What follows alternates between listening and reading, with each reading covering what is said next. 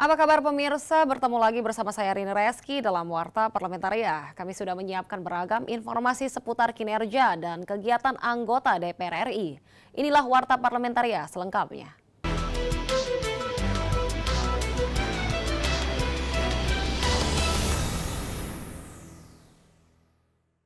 Komisi 4 DPR RI mendorong penerbitan legalitas lahan perkebunan sawit masyarakat guna mencegah konflik agraria dan menjamin kesejahteraan para petani sawit.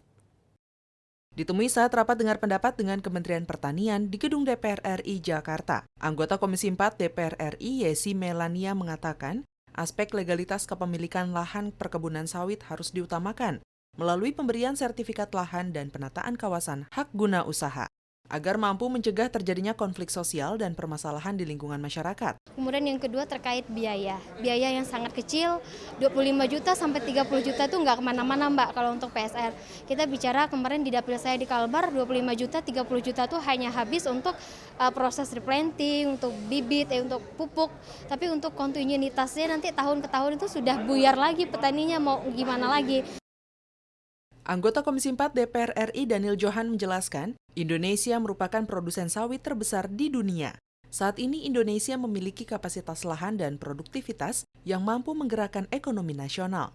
Untuk itu, pencapaian program B30 diharapkan mampu menjaga kestabilan harga tandan buah segar sawit masyarakat. Dari konteks itu sebenarnya sawit bisa menyelamatkan dunia, kontribusi Indonesia untuk dunia. Karena misalkan untuk menghasilkan 1 ton minyak yang sama, kalau sawit kebutuhan lahannya jauh lebih kecil. Gitu. Komisi 4 DPR RI juga meminta Kementerian Pertanian, Kementerian Lingkungan Hidup dan Kehutanan memastikan aspek lingkungan dan menjaga ekosistem hutan dalam proses pemberian izin pembukaan lahan sawit di Indonesia. Ajib dan Domi, TVR Parlemen, melaporkan. Menyikapi jumlah utang negara per Desember 2020 yang sudah mencapai 6.000 triliun, Komisi 11 DPR RI mendesak Kementerian Keuangan mengelola utang dengan baik dan tepat. Sektor produktif harus menjadi prioritas utama, apalagi di tengah masa pandemi COVID-19. Hal ini bertujuan untuk memperkecil rasio utang negara terhadap PDB. Ditemui di Gedung Nusantara 1 DPR RI Jakarta, Wakil Ketua Komisi 11 DPR RI Fatan menegaskan, penambahan utang negara harus digunakan untuk melakukan pemulihan ekonomi nasional. Fatan berpendapat, selain mampu mendorong ekonomi di daerah, industri manufaktur dan UMKM dapat menyerap tenaga kerja lebih banyak, sehingga bantuan yang diberikan negara dapat dirasakan lebih banyak manfaatnya untuk negara. Memang situasi dunia hari ini lagi tidak menggembirakan, saya kira. Selama masih bisa dikontrol untuk produktivitas, kemudian masih berimbang, saya kira DPR akan memastikan bahwa hutang-hutang itu sangat berproduktif untuk masyarakat.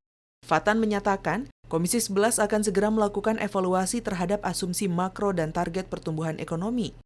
Fatan menambahkan, target pendapatan negara juga harus ditingkatkan melalui program kepatuhan pajak. Hal ini diyakini memperkecil rasio utang terhadap PDB. Asumsi-asumsi makro, kemudian variabel-variabel perlu kita evaluasi kembali, sehingga walaupun dengan optimisme, tapi kita juga dengan satu langkah-langkah simulasi-simulasi untuk bagaimana penyelamatan stok pangan, bagaimana energi, bagaimana UMKM, bagaimana pengangguran, itu yang kita pastikan dengan pemerintah. Hilman Hidayat dan Dodi, TVR Parlemen, melaporkan. Komisi 6 DPR RI mempertanyakan kelangkaan pupuk bersubsidi yang kerap terjadi saat musim tanam tiba. Komisi 6 mendorong agar program Kartu Tani bisa menjadi solusi kelangkaan pupuk. Ditemui saat melakukan peninjauan ke gudang PT Pupuk Indonesia di Sumur Pecung, Serang, Provinsi Banten baru-baru ini, Ketua Tim Kunjungan Spesifik Komisi 6 DPR RI ke Banten, Arya Bima mengatakan, dalam kondisi pandemik saat ini, pertanian menjadi salah satu penggerak ekonomi masyarakat dan pertumbuhan nasional. Untuk itu, pemerintah perlu mendukung terpenuhinya seluruh kebutuhan petani, khususnya pupuk. Kartu tani ini menjadi hal yang cukup memberikan solusi untuk terjadinya kelangkaan, dengan catatan bahwa pabrik pupuk Indonesia akan mengawal betul penggunaan kartu tani ini dengan menyiapkan infrastruktur di masing-masing kios, dan apabila memang situasi dan kondisi kios itu belum memenuhi syarat untuk adanya alat geseknya, maka kebijakan ini juga tidak konservatif. Kebijakan ini akan lentur juga buat kios-kios yang memang belum bisa melaksanakan. Wakil Direktur Utama PT Pupuk Indonesia Nugroho Kristianto menjelaskan PT Pupuk Indonesia dan seluruh anak usahanya berkomitmen penuh untuk menyalurkan pupuk bersubsidi tepat waktu dan tepat jumlah. Pupuk Indonesia tetap berkomitmen untuk bisa memenuhi kebutuhan itu sesuai dengan yang ditugaskan. Kebutuhan pupuk nasional mencapai 23 juta ton, sementara kapasitas maksimal pabrik pupuk 14 juta ton, 9 juta ton diantaranya adalah pupuk bersubsidi, sehingga ada kekurangan pasokan sekitar 9 juta ton setiap tahunnya. Dari Kota Serang, Provinsi Banten, Syahroni, TVR Parlemen, melaporkan. Pemirsa, kami masih memiliki banyak informasi lain dalam Warta Parlamentaria. Tetaplah bersama kami.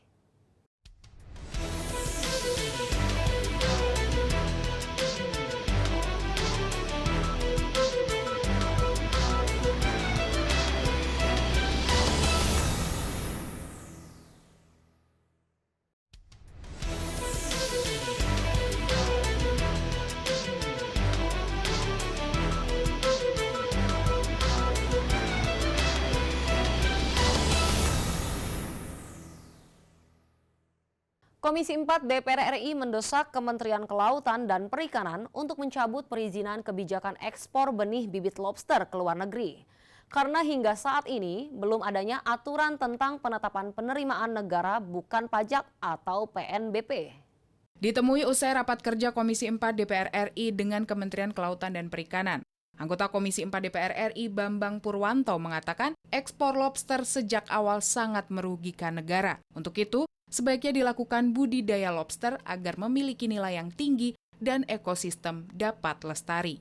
Lobster ini dari awal saya sampaikan bahwa ekspor lobster ini cukup berbahaya. Karena faktanya di lapangan, ini nelayan juga ngambil baby lobsternya. Tetapi induknya juga diambil, itu yang tidak dipikirkan oleh Kementerian Kelautan. Kalau itu terus terjadi tentu ini akan punah. Nah, kenapa tidak dibudidayakan? Vietnam itu beli baby lobster dari kita.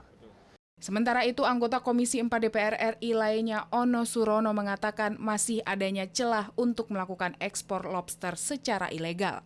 Perlu dua hal yang harus dilakukan, sistem keluar masuk ya, di pelabuhan maupun yang di hulu terkait dengan monitoring pengawasan aktivitas nelayan. Nah, sehingga ya tadi hasil rapat kita sudah meminta Pak Menteri untuk benar-benar melarang. Ono berharap aturan terkait kegiatan ekspor lobster dicabut. Mario Hasiholan dan Syamsul, TVR Parlemen melaporkan. Komisi 4 DPR RI mendorong pemerintah agar dapat menjaga stabilitas harga daging melalui kebijakan yang mendukung produktivitas peternakan sapi. Ditemui saat menghadiri rapat kerja dengan Menteri Pertanian Syahrul Yassin Limpo di Gedung DPR RI Senayan, Jakarta, anggota Komisi 4 DPR RI Slamet menilai beban biaya logistik bukan penyebab utama yang menyebabkan melonjaknya harga daging sapi, melainkan faktor menurunnya produksi daging sapi dalam negeri. Nah, sementara itu sebenarnya di undang-undang sudah diatur harus diawasi dan sanksinya berat. Nah, pertanyaan saya nanti kepada kementerian baik karantina maupun PK, bagaimana dia mengawasi ini? Ketika tidak ada pengawasan kepada pelaku-pelaku usaha yang melakukan pemotongan dari sisi betina, ini akan habis. Sehingga disitulah awalnya kita produksi peternakan kita akan turun drastis karena memang indukannya nggak ada. Sementara itu, anggota Komisi 4 DPR RI Sutrisno menilai kebijakan pemerintah dalam mengembangkan peternakan sapi tidak harus dilakukan secara merata.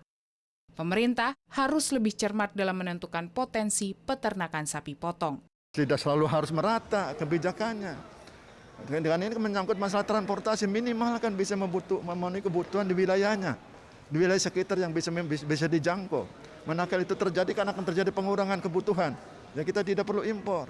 Ya, kalau harus selalu massal, ya ini sulit. Ya, produksi tidak akan bisa terbangun dengan baik. Ya, yakin bisa itu kalau memang dirancang dengan baik. Tingginya harga daging sapi sempat menyebabkan aksi mogok di kalangan pedagang daging sapi se-Jabodetabek beberapa waktu lalu. Helmi Darmawan dan Temi, TVR Parlemen melaporkan.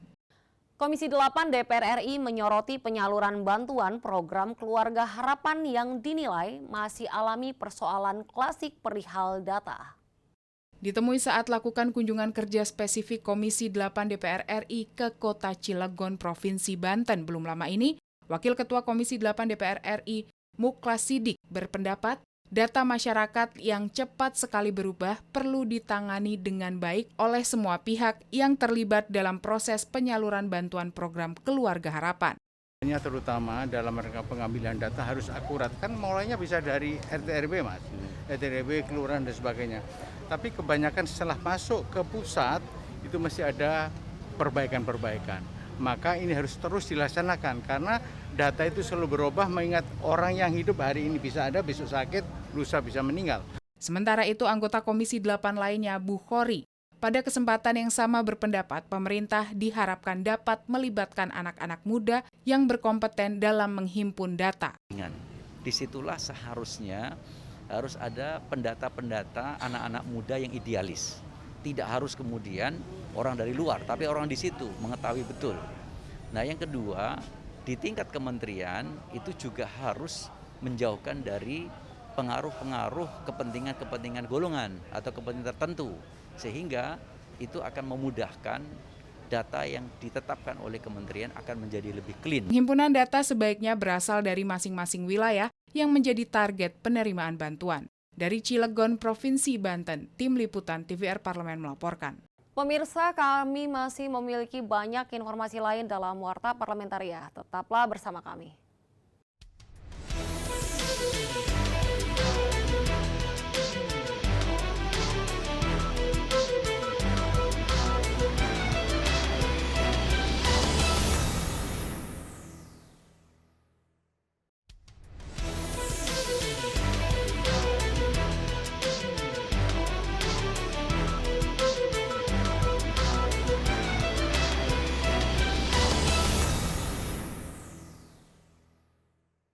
Dalam rangka memaksimalkan program pemulihan ekonomi nasional atau PEN, di setiap daerah Komisi 11 DPR RI mengevaluasi penyaluran anggaran PEN, khususnya untuk sektor UMKM dan industri, sehingga ekonomi nasional dan daerah dapat kembali tumbuh.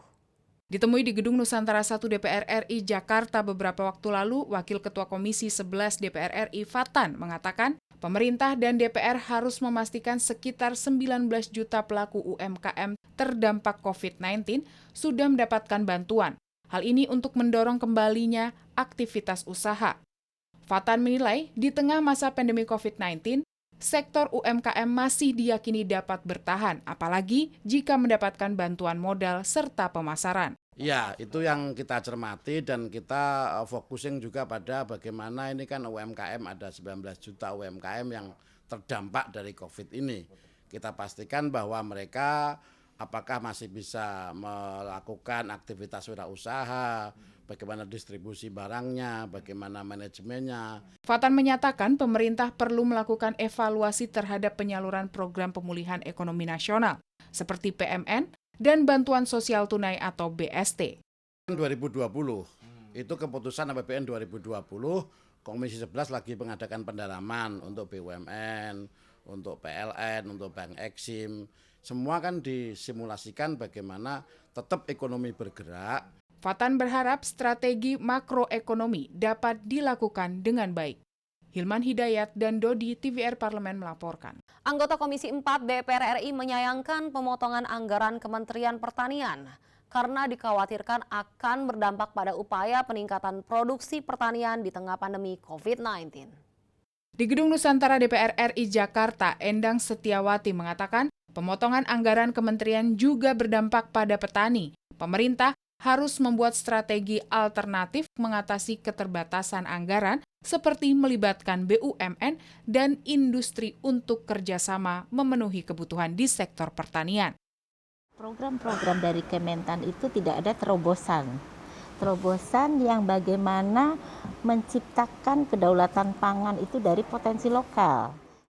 Anggota Komisi 4 DPR RI, Sulaiman El Hamzah menilai Pemotongan anggaran sektor pertanian sebagai bentuk ketidakadilan pada petani, diminta petani dituntut meningkatkan produksi pangan namun tidak didukung dengan anggaran yang tepat dan memadai. Hal ini harus menjadi perhatian serius bagi pemerintah dan stakeholder terkait. Maka pemotongan anggaran ini rasanya tidak adil. Pemerintah tidak berpihak kepada masyarakat dalam rangka ketahanan pangan ini. Dan masih kelihatannya masih tetap berharap ada impor. Anggaran Kementerian Pertanian dalam APBN 2021 mengalami pemotongan 6,33 triliun rupiah. Dari anggaran awalnya 21,84 triliun rupiah menjadi 15,51 triliun rupiah. Andri, TVR Parlemen melaporkan. Wakil Ketua DPR RI Sufmi Dasko melantik anggota DPR RI Wahyu Sanjaya menjadi Ketua Badan Akuntabilitas Keuangan Negara atau BAKN DPR RI, menggantikan Marwan Cik Hasan. Di gedung DPR RI Jakarta, Sufmi Dasko menyampaikan penggantian ini sesuai surat fraksi yang bersangkutan. Dengan pergantian pimpinan ini, BAKN DPR RI diharapkan terus meningkatkan fungsinya dalam melakukan penelaahan terhadap akuntabilitas keuangan negara. Maka atas dasar tersebut, maka saya menetapkan Saudara Wahyu Sanjaya SE nomor anggota A533 dari Komisi 2 sebagai Ketua BAKN DPR RI periode 2019-2024 menggantikan Saudara Marwan Cik Hasan. Ketua BAKN DPR RI Wahyu Sanjaya mengatakan akan menjalin komunikasi yang lebih baik lagi dengan BPK RI dan komisi-komisi di DPR RI dalam rangka menyampaikan hasil telaah BPK dengan pengelolaan keuangan yang transparan dan akuntabel menjadi bentuk pengawasan dan penyelamatan keuangan negara demi kesejahteraan masyarakat Indonesia. Terutama terkait dana pemulihan ekonomi, dana bantuan sosial kepada masyarakat yang kita ingin pastikan bahwasanya dana itu digunakan sesuai dengan peraturan perundang-undangan. Rapat penetapan Ketua BAKN DPR RI dilaksanakan secara virtual sesuai Peraturan Tata Tertib Nomor 1 Tahun 2020 Pasal 254 Ayat 4. Zikri dan Denus, TVR Parlemen melaporkan. Demikianlah beragam informasi seputar aktivitas DPR RI yang sudah kami susun dalam Warta Parlamentaria. Saya Rini Reski beserta kerabat kerja yang bertugas undur diri. Terima kasih atas perhatian Anda. Sampai jumpa.